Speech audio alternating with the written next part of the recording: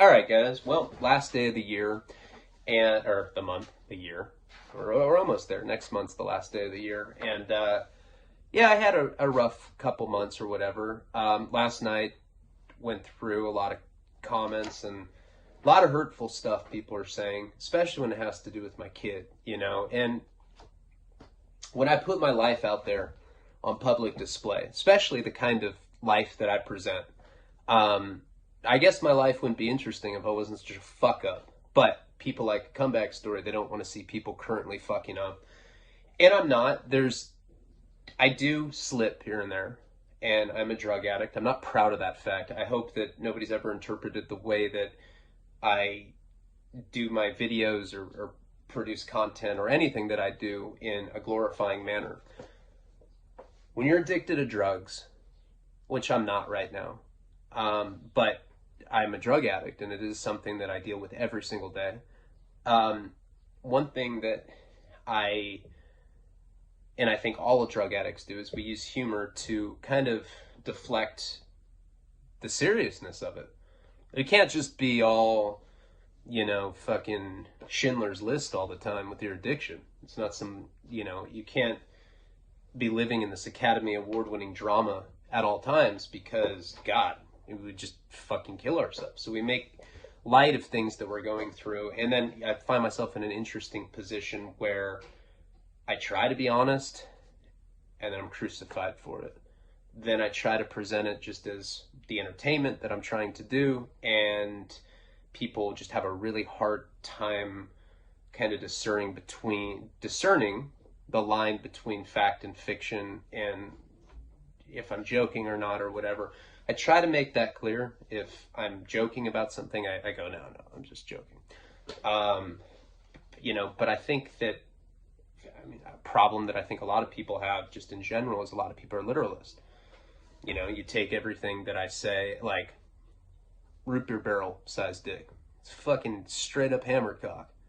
Straight up award-winning dick. Just fucking, just a whammer. It's huge. It doesn't stink. Sorry, people seem to really take offense with that shit. Oh yeah, your fucking child's gonna see you die, you fucking punk ass bitch.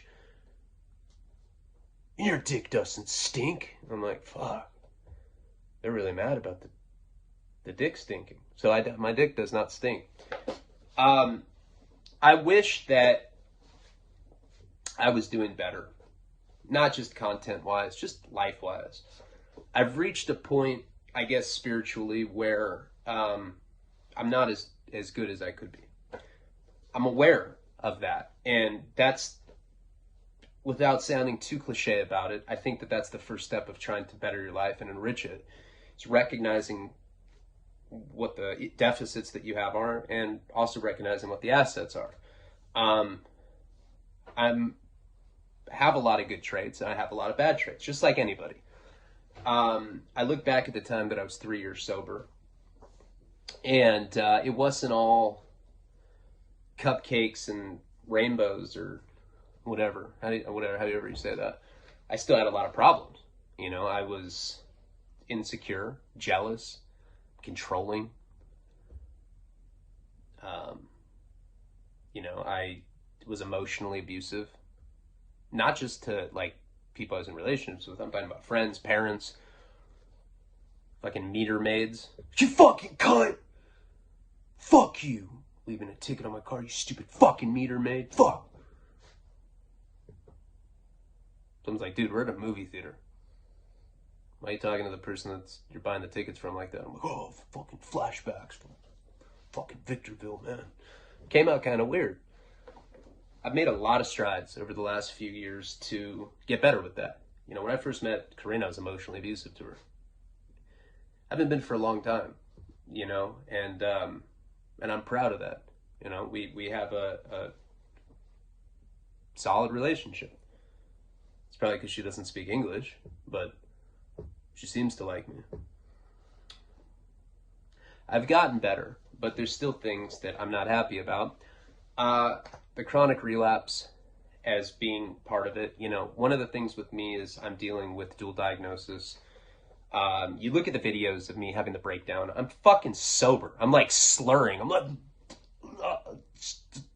look like that. I was completely sober. I'm slurring. My pupils are this big. I'm not on anything at all. Well, I'm on Suboxone back then. But that's it. But that's not like, it certainly doesn't make most people act the way that I was acting. That's really scary that my mind can take me to that point. A lot of what makes me better is working out, having a structure, having a routine. I know these things, so why the fuck am I not employing them? I don't have an answer for that, but I'm aware of them and I'm trying to do these things better. You know, I look at comments that people leave, and there's a lot of shit that really affects me negatively, and it shouldn't, especially if I'm trying to do what I'm trying to do as a career, long-term career thing. I can't let negative comments affect me. I just can't do it. You know, it's like, whatever. But it does, because it makes me kind of question the choices that I'm making. And that's not necessarily a bad thing, because like when we stop improving, that's when we truly do die. Figuratively, inside. Die. You're like, whoa, I just want to come to feel something. You come, and you don't even like make any sounds. You just kind of, you're like, oh, I felt that. Let's go outside. You know, shit like that. So my point is, with all this fucking complete rambling, I had a bad day today. Bad day started off yesterday with just having comments that really affected me. You know, made me sad. I don't know. It's just being honest about it. Being sad that, you know, I don't know, just that people view me like that. You know, I think it's all love. Like, everybody loves me. What's up, man? What's up, Mikey? Yo, Tommy. You know? It's not like that. You know, obviously there's people that just, no matter what, I'm a circus act. You know, I'm a buffoon. I'm a jester. Buttholes hung. Fucking that big. And that's okay. I gotta just recognize that. So what I'm gonna do is I'm just gonna try harder. I'm just whatever. You know, I can't let things that I can't control affect me. The only thing I can do is put more of an effort in. I know that I have it in me. You know that. I know that. Pretty sure that what is it? The meter maid. I'm pretty sure that bitch knows it. And I do appreciate everybody that has stuck by me. There is support, and I do feel the love. It's always the negative stuff that affects me, and I wish it wasn't the case. But if I've let you down in any way by trying to be honest about mistakes I made and trying to just kind of clean that up, I apologize. I didn't choose to be like this. You know, if I had it my way, I don't know what that's a great question. Well, how would I be if I had it my way? I'd definitely be free of addiction, and I'd be much more honest. I mean, those are probably like the two things, and they go hand in hand. You know, when I'm doing the damn thing, when I'm doing what I'm supposed to be doing, I'm a very honest person, honest to a fault.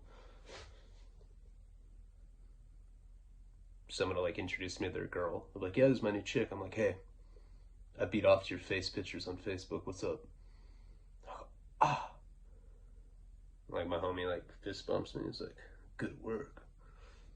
You're so creepy now. You have no chance with her. Look, oh, all right. I'm honest to a fault at times. So this is gonna be a wasted. Sorry for the fucking Jesus Christ. It's a fucking emotional holocaust of a fucking video right there. Like it's just a downer, man. It's a bummer. So thank you guys though for sticking with me, and just know that like I hear what you're saying, and it does affect me, and that's not always a negative thing. That can be positive too. I do want to be a better person, better father, better partner, better friend, better son. I want to be bisexual. So what? All right, let's get into the story. So this is a book called Wasting Talent. I don't know. I never read the comments last time I did this, but I wanted to do a few videos today.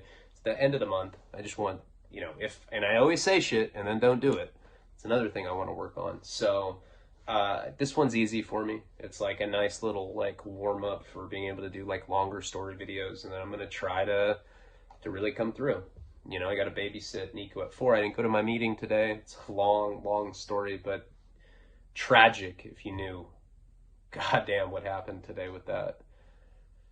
I don't even want to talk. It's been a really hard day today. But okay, so we're gonna get into this. So last time I read the first chapter of my book, and I kind of explained. It was kind of like director's commentary on a film. I'm going to do the whole book that way. There's 21 chapters in this book. I'll do that with this. I'll do that with Anti-Heroes. I'll do that with June Gloom. You know, I'll try to incorporate some stories of what was going on with me at that point. I know last night I did the Naked Girl, and I forgot that we were already past that point, which sucks because I'm fucking going out of order, and now I'm giving away stuff. But I didn't watch the video, so I didn't remember what I had said. But I want to conclude that one. And do a few others. But anyway, so I'm going to talk, today's going to be chapter 2. I'm going to read some of it, maybe talk about some stories that remind me of when I was reading it or writing it, and hopefully you enjoy it. And like I said, there's a lot of videos that could be made from this and the other books. Not sure if people like it. Maybe nobody watches it. I don't know. Sometimes I don't read the comments. I'm a fucking bitch. Hey, what's up, bitch? All right, so the last chapter, I'd stabbed Ian and Stomper. Now, in real life, you guys know the story. There was this girl, she was pregnant. I met her when I was homeless, and she became my girlfriend. She was a stripper at the time. She was pregnant with someone else's kid. It was fucking straight up classy. It was cool. She was like 8 months showing pregnant. I was like, you're fucking straight up bomb. She was like, yeah, I know. Let's do drugs. I don't know what happened to that kid, but I know she had it, and it didn't have any problems. Thank God. I don't know how. We were fucking doing drugs the whole time. I'm a horrible person. All right, so here we go. Wasting talent begins when you realize you actually have it.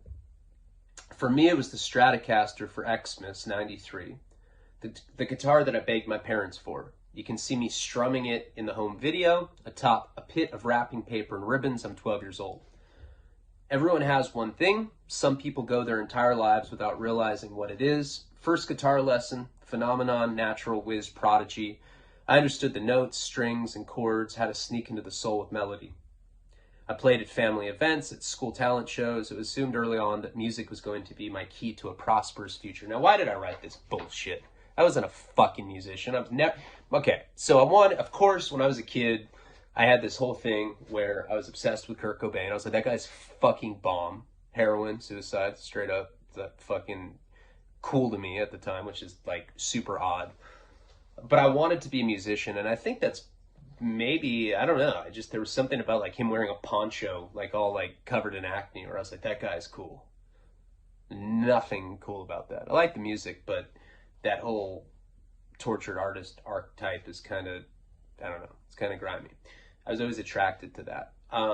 But when I first started writing this book, you know, I guess I could have had a writing career. That's why I went out to Boston, got some stuff published before I'd done all that, and later I went on to do the Spike stuff. So it was like kind of that thing where I could have had a good life, but I just was a junkie, so I didn't.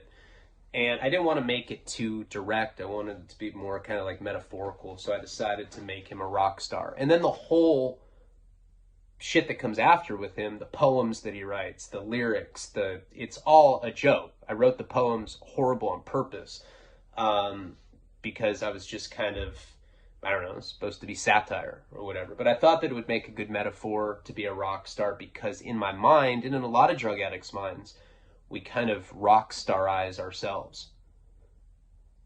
You know, we all think that we're rock stars when we're using. We're like, do I look sexy doing this? And your homie's like, yeah, all right.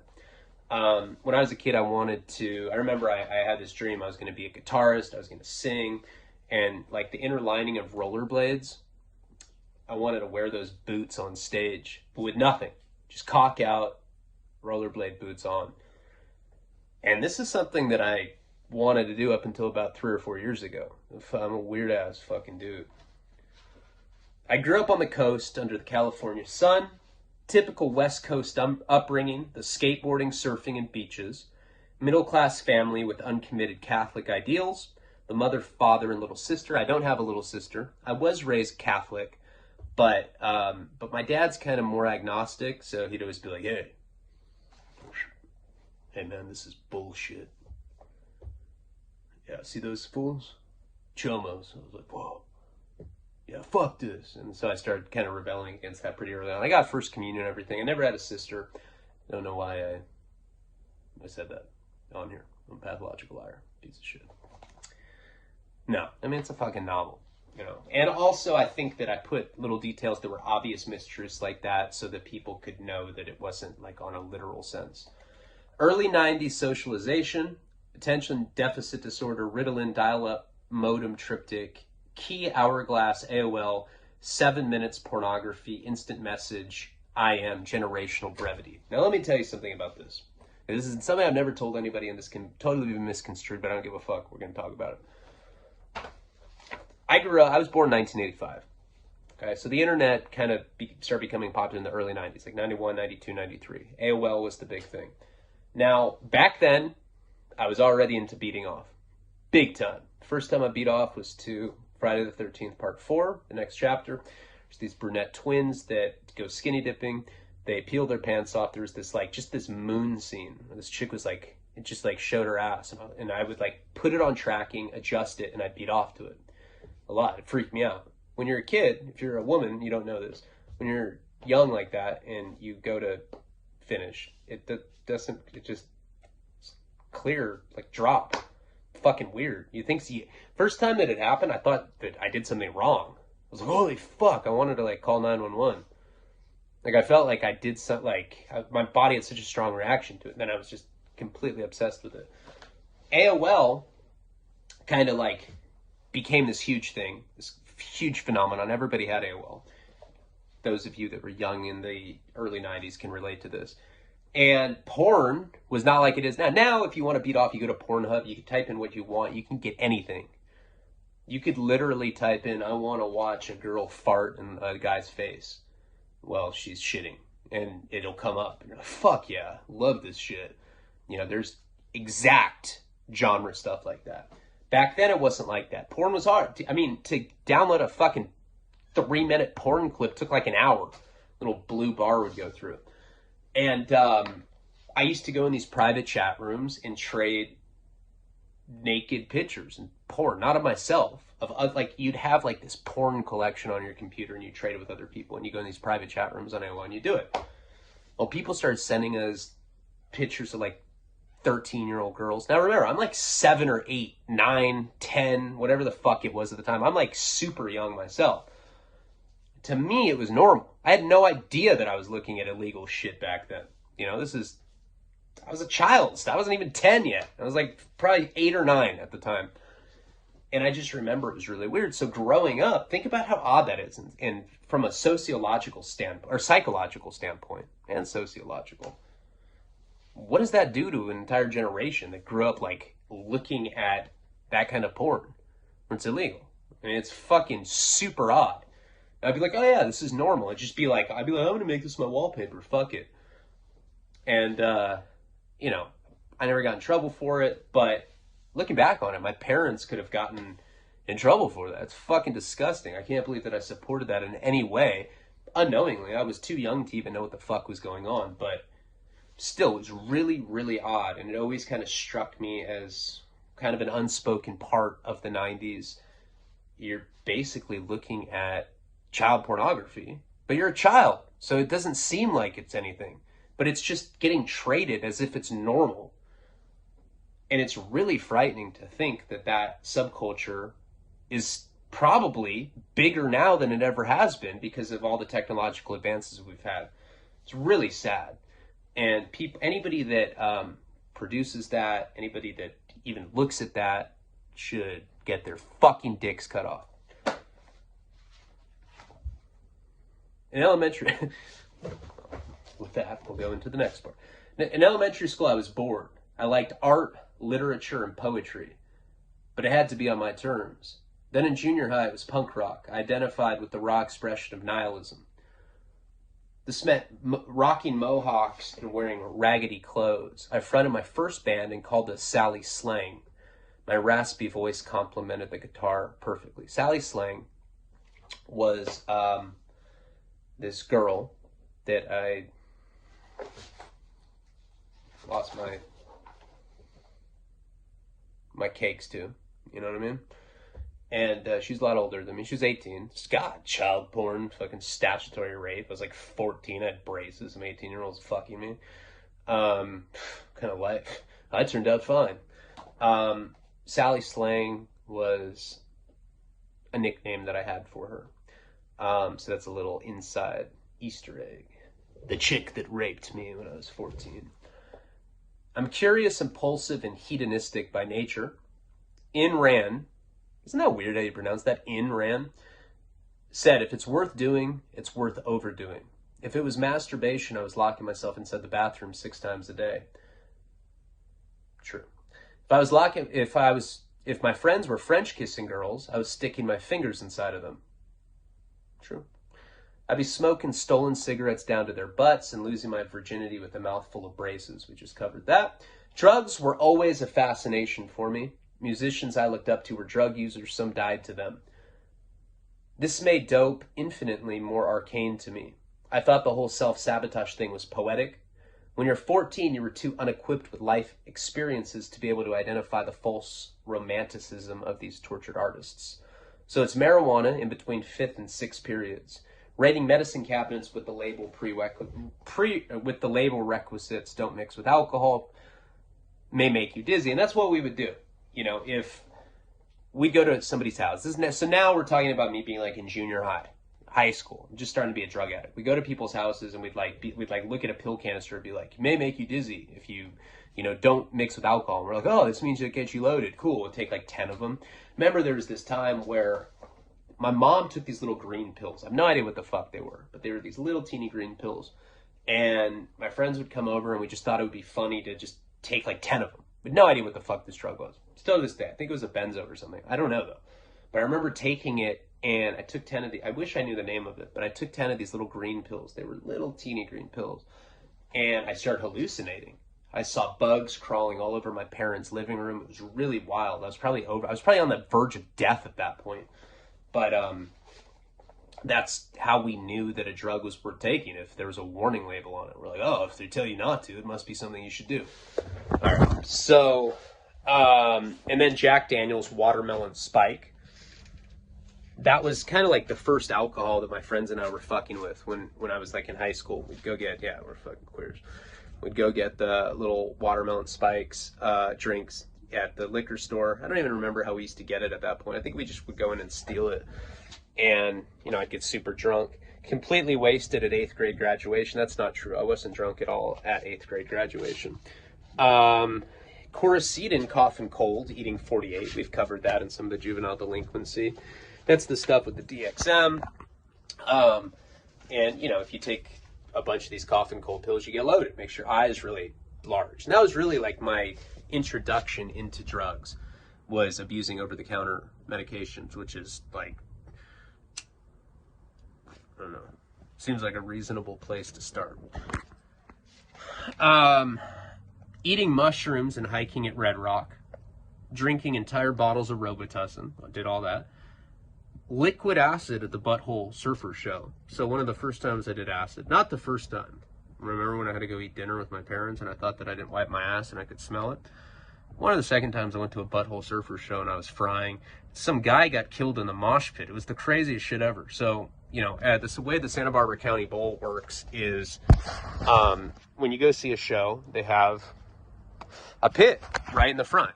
That's like the main area or whatever. And you can get pit passes. They usually give it to chicks with big fake tits, but once in a while, if you're an annoying little 12 or 13-year-old, whatever the fuck I was, I think I was 15 at the time, if you bug the security guys, they'll give it to you. So they ended up giving me pit passes. So we're like moshing, we're like kids thinking it's all good.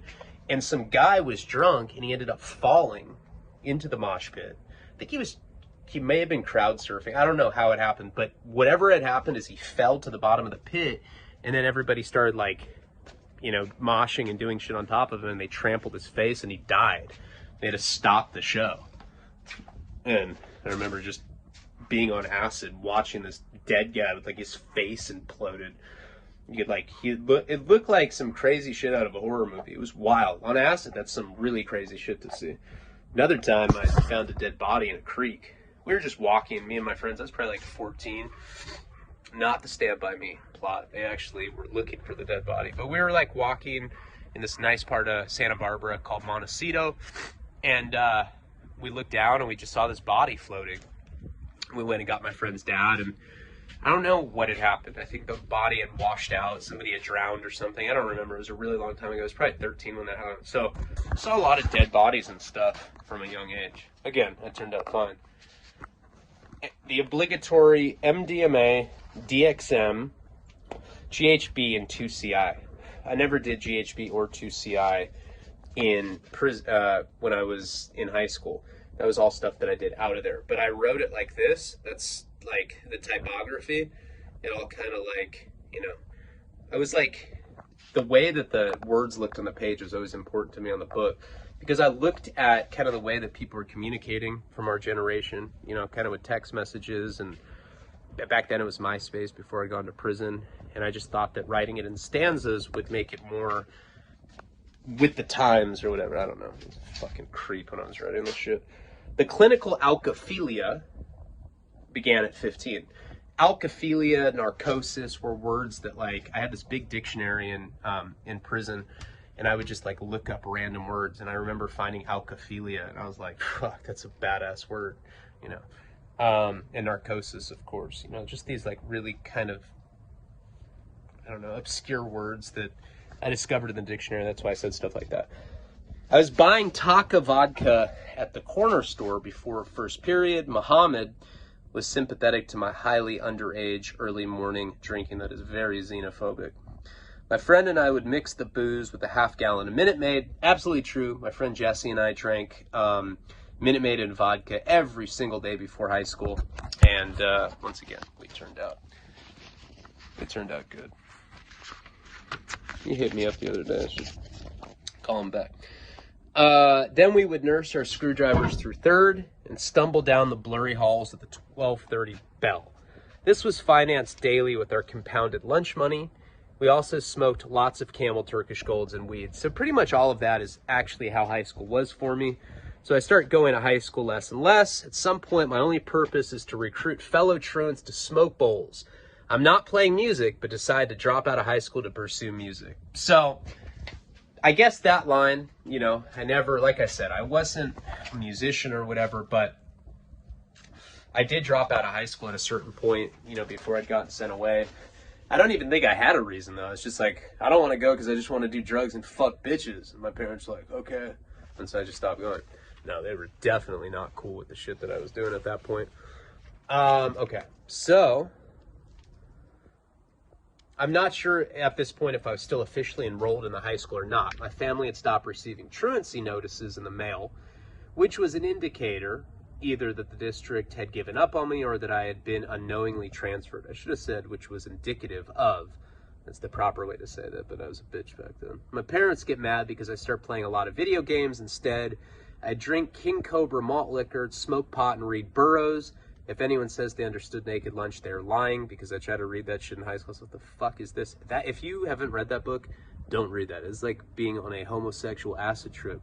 It's the weirdest book. It's just very hallucinatory, and there's tons of butt fucking. I'd like put the book down, and I'd be like, hey, it's a little too much butt fucking for my taste. My friends would be like, that's art, bro. I'd be like, oh, all right. It's like one of those books that everybody like says they like just because it's like you're supposed to say you like it, but I never understood it. I don't know. It sucked.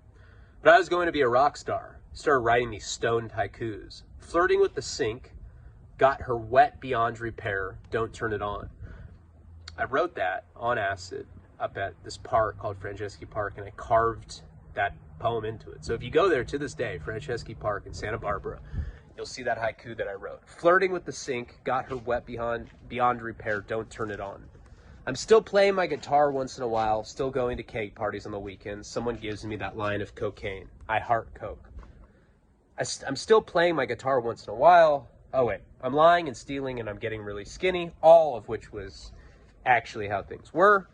The best way to facilitate a $100 a day habit is to sell drugs. Remember, I was doing an 8-ball of coke a day at that point. Or start dating a girl who's selling the drug that you're doing. I met Jill at her 21st birthday party. I didn't meet her at her birthday party, but I did date a girl named Jill that was 21 when I was 17. I'm 17 at the time.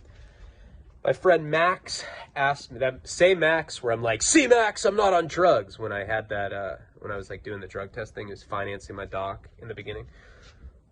So I play Sublime songs in front of drunken college kids. I drink Red Dog out of plastic cup and hang out afterwards. Always drank Red Dog in high school. That's what all the kegs were. I end up with Jill and some lingering guest in her bathroom. We were snorting coke and talking feverishly. Jill tells me I have the most amazing voice 3 times. And then we are alone and we are kissing. And she gives me her number and we start fucking regularly. And she's a coke dealer and is supplying me. And we start dating and I move in and we snort dope and drink and party and have lots of good sex. That was definitely derivative of Bret Easton Ellis. I was reading a lot of him at the time. You know, and everybody knows how I actually met her, was she picked me out of a yearbook and was like, he's cute, I want to fuck him. And so I got a call from one of my friends, and they're like, hey, there's this like college girl that was looking through the high school yearbook, as creepy as that sounds. Again, I was raped. And I was like, I'll be right there. And I went over and we started dating. And Jill's dad is this big-time cocaine dealer, biker dude, he was a Hell's Angel. Flows it to her, the weekly quarter key, pumping the $850 ounce into Isla Vista, the small college town fringing Santa Barbara.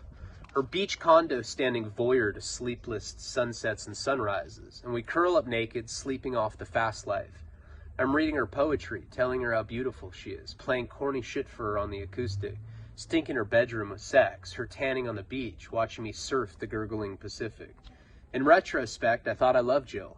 We had this strong sexual connection. At this point, I was used to high school girls who still had post-adolescent insecurities, the collective shirt phobia thing. Remember that? When like you'd like have sex in high school, girls would be like, I'm not taking my shirt off. I'm not taking my pants off either. I'm like, well, how are we gonna have sex? Shut up, we'll do it in our minds. I mean, they put our heads together and fuck. Where they'd want to leave their shirts on, or wanted to do it with the lights off. I've never been into that. I want the lights on. I want a fucking spotlight. I want to see it. I'm a fucking freak.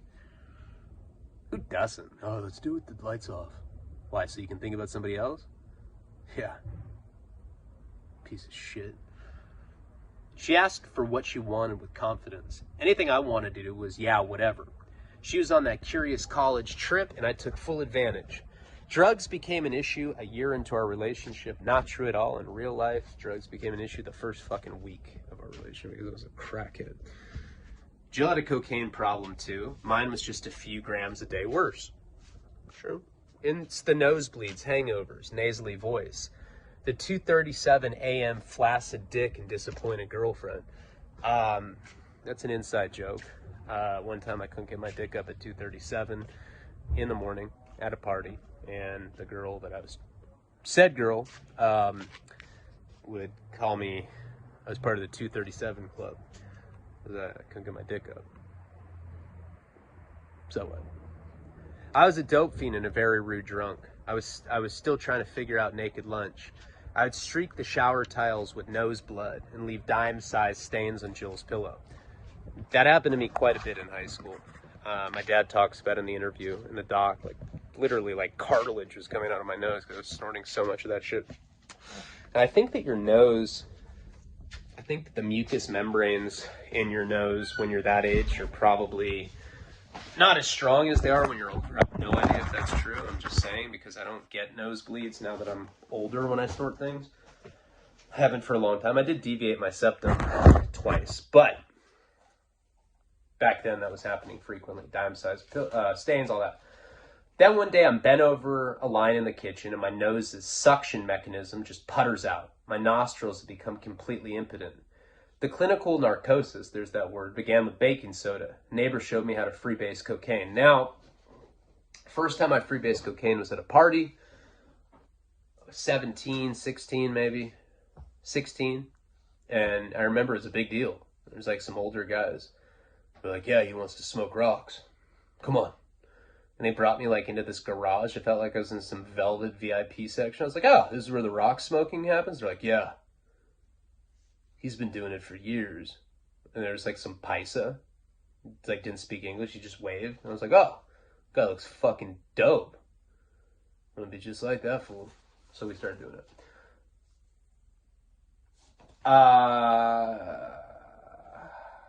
A neighbor showed me how to freebase cocaine. It was like giving my drug habit steroids. I'm smoking a ½ ounce of coke a day. I'm getting paranoid and overtly insecure. I'm convinced that Jill is cheating on me. That people are now after me for some reason. I'm glued to the window or checking her voicemail. I'm having crying fits. Where were you? Combing the carpet for crumbs to smoke. Didn't matter that Jill had pounds of coke in the safe. I'm on my hands and knees smoking paint chips accidentally, frequently. And I'm blowing up latex condom like balloons. This is a procedure I developed to utilize the static electricity by rubbing the inflated condom against the carpet and making it gather all sorts of shit to smoke that wasn't cocaine. And that is absolutely true. There was a certain point where, I was carpet picking so frequently. I remember the static electricity trick from elementary school where the teachers would show us, like, if you rub a balloon on your head, then you can, like, pick stuff off the carpet. So I started doing it with condoms. I probably smoked ounces and ounces of chips of paint that came off of the ceiling at that period of my life. And this would go on for years and years and years. I'm freaking out her undergrad clientele. Where was Jill last night, brother? This was with the owl eyes and resin-stained chin, crawling beneath the coffee table and growling aggressively, admittedly frightening during a Class C felony transaction. Always a fast purchase on their part. I turn 19 and start mixing benzos with whiskey, and this makes me calm down, in my opinion. Ryan buys Blow Off Jill. He plays bass and has a drummer friend named Jesse. They hear me playing a rage song. Hey, maybe we could jam together. And there's chemistry and play some college parties together. I start turning my poetry into songs, and we start a band called California. Note, 6 milligrams of Xanax stands barrier to the memories surrounding the name of the band. Arguments still exist about who actually came up with it. I'm thinking me. We played every day and got really good. Era recorded in a myriad of digital photographs. The pale sets, parting tattoos, and topless chicks. In the eye of the chaos, some genius music was written. And we went from parties to clubs to actual venues. Sometimes we would open for big-time bands. But my drug problem, and this is all made-up shit. I don't even know if this is based off nothing.